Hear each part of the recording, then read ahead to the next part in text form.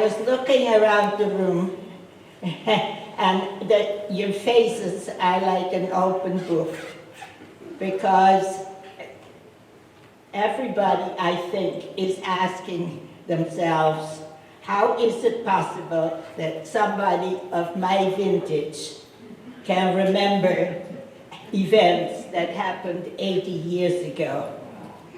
So let me make a confession here. The stories that you are going to read, I hope, they go back many, many years. They're not new.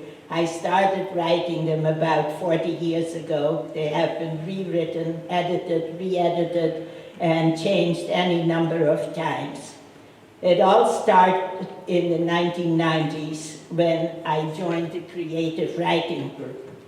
We worked very hard, and we gave periodic readings of our work to friends and family. So that encouraged me to answer a call for submission by the Cinco Puntos publishing company in Texas for their planned anthology that was titled That Mad Game, Growing Up in a War Zone.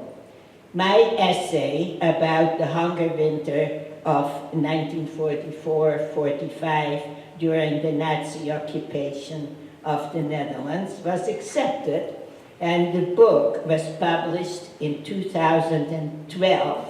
Now, the result of that book gave me the courage then to collect all of my stories and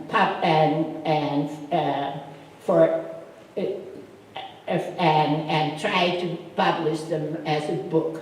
So I started at contacting numerous literary agents and publishing houses all over the country. And the result was a big fat file of what I call my complimentary rejections. So I finally gave up, and I accepted the fact that I would never see my stories in print. But then came COVID. Now, living alone, as many of you probably know, is lonely. But with the closing of all public venues, I felt I would be living in virtual solitary confinement, and I would need a project to keep my sanity. Also, violent conflicts were breaking out all over the world, and I felt a need to yell out, "Stop, don't make yet another generation of children suffer because grown-ups are incapable of solving their problems diplomatically."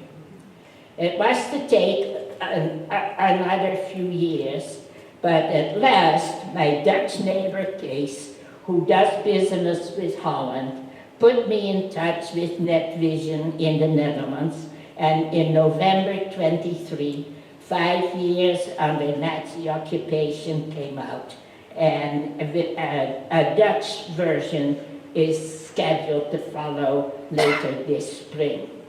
My lifelong dream came true, and I am delighted, of course.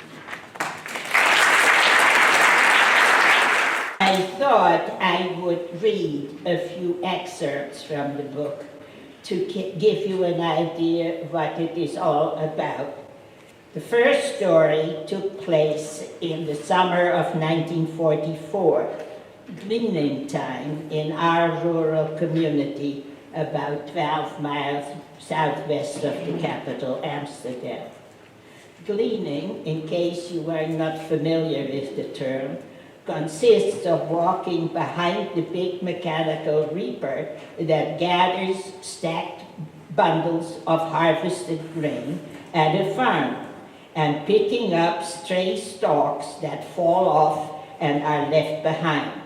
It's a back-breaking activity for a very meager result, and at home must be followed by removing the chaff and grinding the fresh kernels that always wound up clogging the blades of our old coffee mill.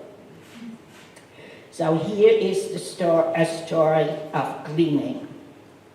One day, my girlfriend Inge, her older brother Hans, and I told our parents that we were going gleaning, but we had secretly plotted an altogether different enterprise. We rode our bikes to a distant polder where much of the harvest was still stacked on the field in rows of what looked like grain teepees. We hid our bicycles on the dike among a clump of trees and climbed down the embankment to a narrow canal that separated the area from the meadow beyond. We followed the stream until we came to the shallow area with some big boulders, and here we crossed. The meadow was dotted with dandelions and buttercups, and the air was warm and still. The only sound we heard was the buzzing of swarms of nectar-gathering bees and the occasional snort of a horse that was grazing at the far end of the pasture. A 6-foot fence separated the meadow from a wheat field that was stacked all across with bundled grain stalks that formed long, even rows.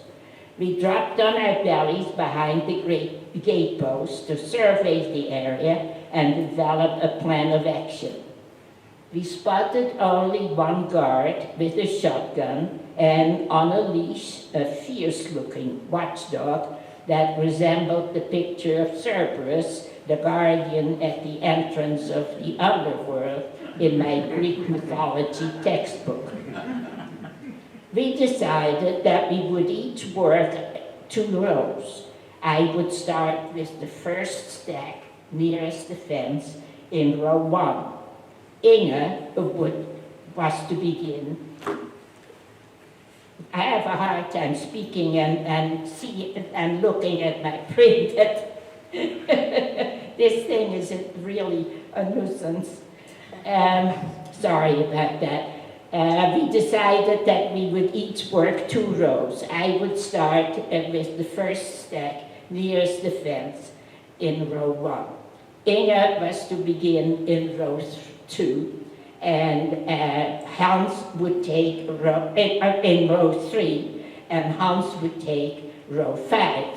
We figured that once the guard was starting to walk away from us down the field, we had ample time to scale the fence, run to the first stack in our row, and push aside one sheaf so we could get inside.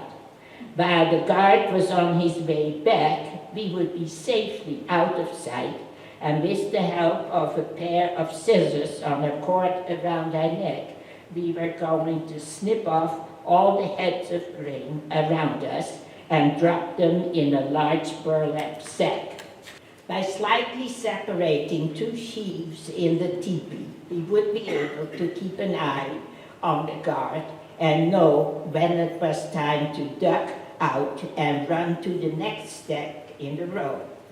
We could think of no reason why we would not be able to work our way down the field and turn around and come back in the same manner in our second row. By the time we got back to the fence, our sacks should be pretty well filled, and we were to rendezvous up on the dike where we had hidden our bikes. Under no circumstances were we to communicate with each other during the operation or wait around in the open meadow. It was 1 p.m. It was hard to predict the guard's movements, but we agreed to a tentative meeting time at 3 o'clock. I felt exhilarated and scared at the same time. My heart seemed to be beating louder and faster than usual, and I couldn't wait for the guard to be far enough away so that we could get started. Finally, Hans gave the signal. We climbed the fence, dropped to the ground on the other side, and with our backs and heads bent low, we each raced to our first teepee. The air inside was hot and had a heady smell of fresh grain. It took a few minutes to adjust to the dim light, but all around and above me were heavy heads of wheat, and I soon found myself snipping away. I had made sure to replace the sheaf where I had entered the step, and after a while separated some stalks on the opposite side in order to check on the guard's whereabouts. He had not yet reached the end of the field, and since I had pretty much cleaned out the inside area within my reach, I decided to make a run for the next step. That one seemed darker inside, except for several points of light that moved as I entered. It turned out that field mice, voles, and an occasional rat also hit on the idea that the inside of a grain stalk has a lot to offer. But as I progressed up the row, I learned that stamping on the ground just before entering made most of the four-footed creatures scamper away.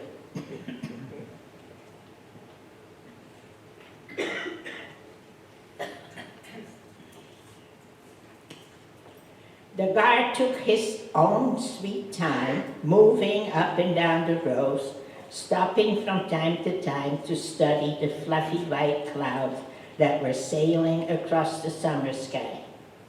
A little over an hour had passed by the time I reached the far end of the field, and I was anxious to cross over to row 2 to start working my way back.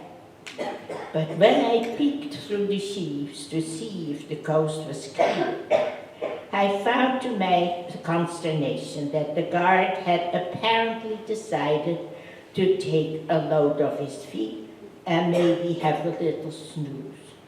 There he was, about 50 feet away, facing in my direction with his great hellhound beside him.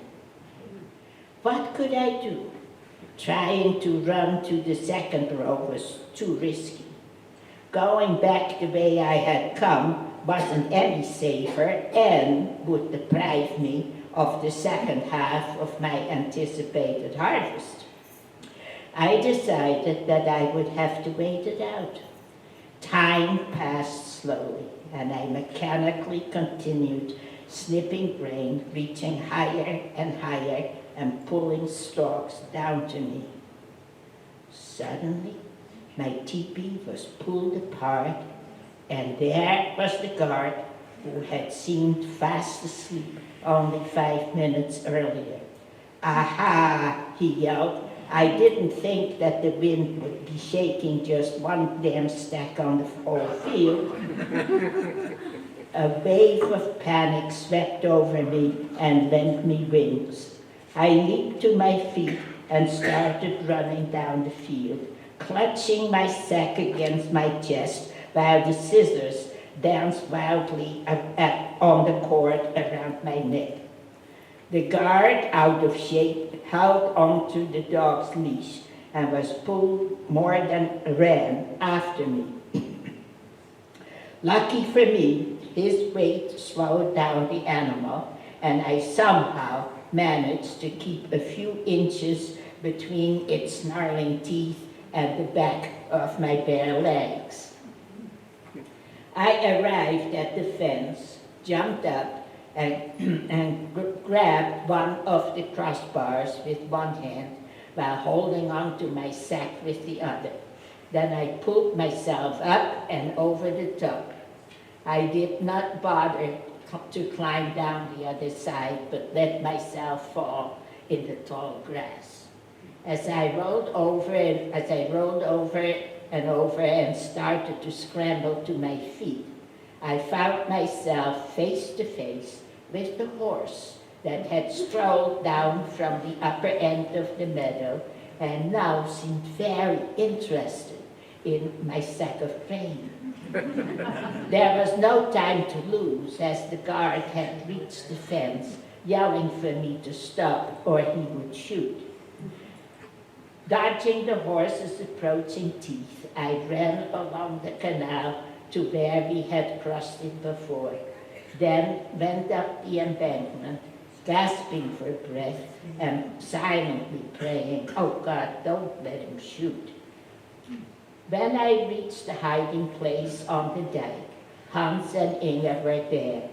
They had managed to start back on their second row before the guard took his siesta and had finished their run just as I was being caught. Unobserved by the distracted guard, they reached the safety of the trees and anxiously witnessed the last part of my escape that included a detail I had not been aware of. When I ignored his warning to stop at the gate, the guard had unleashed the dog. Fortunately, the animal had refused to scale the fence, perhaps intimidated not so much by its height as by the horse on the other side.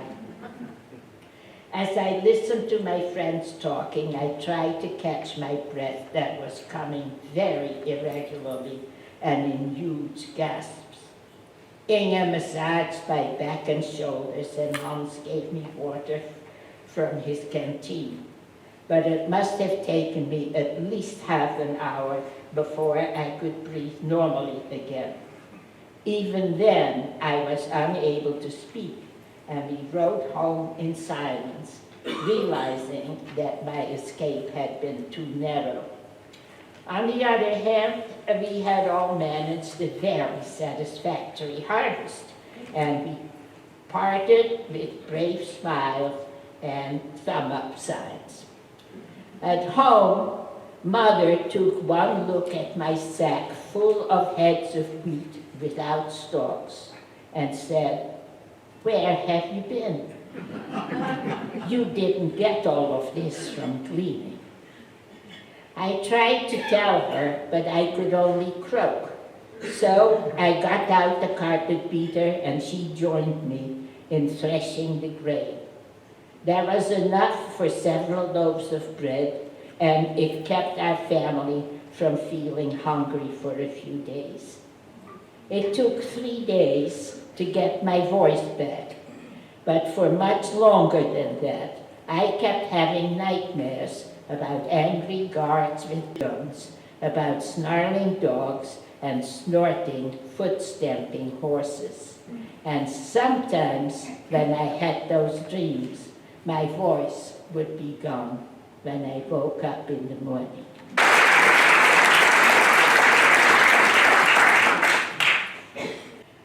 A good deal of the book deals with the adventures and experiences of the teenager that I was at the time. But I also deal with some reflections as I look back as an adult, and I thought I would read you something of that part. What was it like to grow up during the occupation? How were we teenagers supposed to develop a value system in the middle of total moral chaos? What are we to do with our memories of nightly bombardments, the fear, the cold, and the hunger, and the devastating knowledge of what really happened to our Jewish friends and neighbors after they were deported? Have we succeeded in putting all this behind us and moved on? Oh, we have tried, more or less successfully, to do just that over time. After all, one cannot live in the past forever.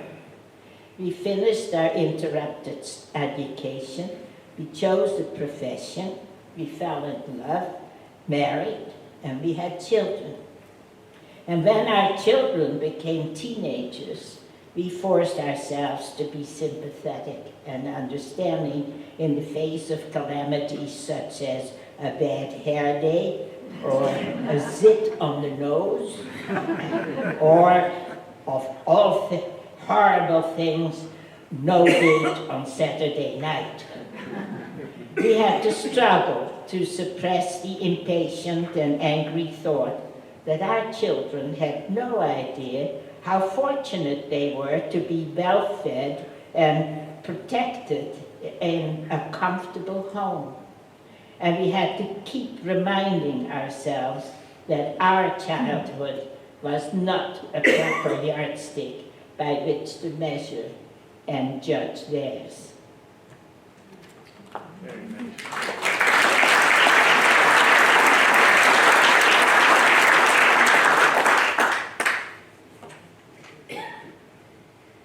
And another aspect of the war experience is the flashbacks that most people suffered from for quite a long time. And I thought I would read one of those for you. Independence Day. It is July 4th, 1958, 13 years after the end of World War II. This is my first summer in America. I have been married for less than a year, and my husband and I are spending a few days on Martha's Vineyard, where we have joined a crowd on the beach to watch the fireworks. The dark velvet sky is ablaze with bursting suns and spiraling rockets. All around us, people gasp in wonder at the unfolding spectacle. Children cover their ears against the sound of the explosions. Suddenly, one explosion seems to move inside of me somewhere near my solar plexus. The outside world seems to change, and I find myself transported back to my childhood in the Netherlands, looking out over one of our vast North Sea beaches. The fireworks around me come not from annual celebration, but rather from powerful German anti-aircraft searchlights and tracer bullets zeroing in on a moving target. The explosion does not produce suns or stars in a rainbow of colors, but flaming pieces of aircraft spiraling slowly into the sea. And I feel again the horror of knowing that among that burning debris are the remains of young men who should not have died so soon. I run from the Martha's Vineyards ocean, pushing my way through the happy crowd. I run until I have no breath left. I spot a beach house nearby, and I crawl into a space under the porch where I remain, trying not to see, not to hear, and not to feel. After a long time, my husband finds me numb and shivering. He takes me back to the inn where we are staying, and he gets me a cup of hot tea. He holds me in his arms until my muscles relax and I am able to cry. I can't explain, but somehow he understands.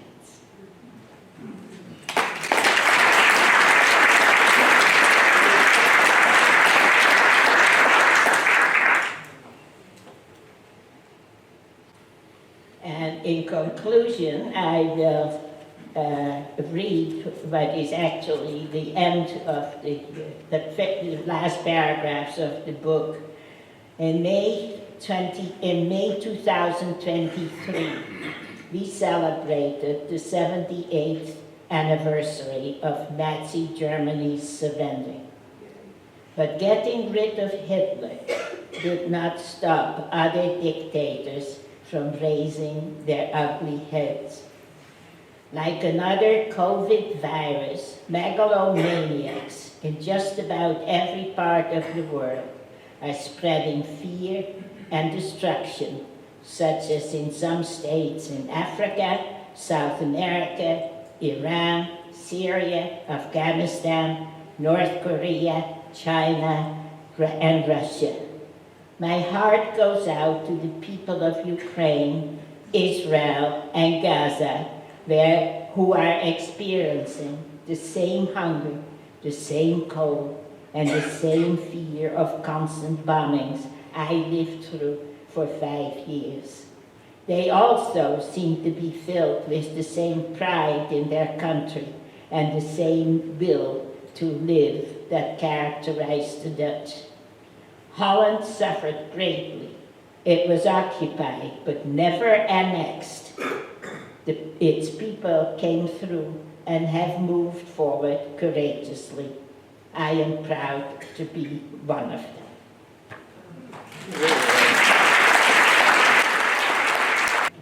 The OV Writers Group has long been aware it has a literary gem in its group.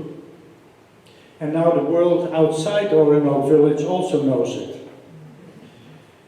I will first speak a very short line, and then I'm going to be quiet for about 10 seconds to let it sink in and let everybody be alone with his or her thoughts. And this is the line. Anne Frank was 2 years younger than Elisabeth.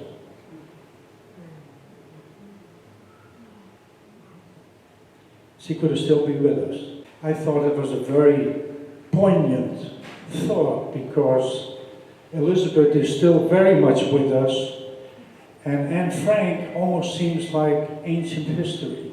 Anne Frank, to this day, through her diary, gives a voice to the abhorrence of evil that we should all feel about what happened to her and countless others who cannot speak about this. Elisabeth, through the voice of a teenager, tells what day-to-day life was like in Nazi-occupied Holland for a period of 5 seemingly endless years. Elisabeth has struggled her entire life with the circumstances surrounding the death of her best friend Lily in a concentration camp. My father died shortly after the war at 34, when I was 8. The result of malnourishment during the infamous hunger winter that Elisabeth describes so eloquently. Others in this community suffered equally. Parents lost, being born in a camp for the stateless, being the daughter of a forced laborer from a different country. So why is this relevant today? Why did Elisabeth write her memoirs so many years later? Why am I putting together museum exhibits about the Holocaust? Because we do not want history to repeat itself. Education is also learning how to spot the signs of history repeating itself. That is why Elisabeth's book is so valuable in showing us the warning signs. Her voice may be soft, but her message is echoing from the rooftops. We must learn to live together by using our heads instead of weapons. Do not look down on people you do not understand. History is replete with examples showing that human fanatics are capable of unimaginable cruelty, and we owe it to our offspring to expose it and to oppose it. We are at a historic crossroads once again.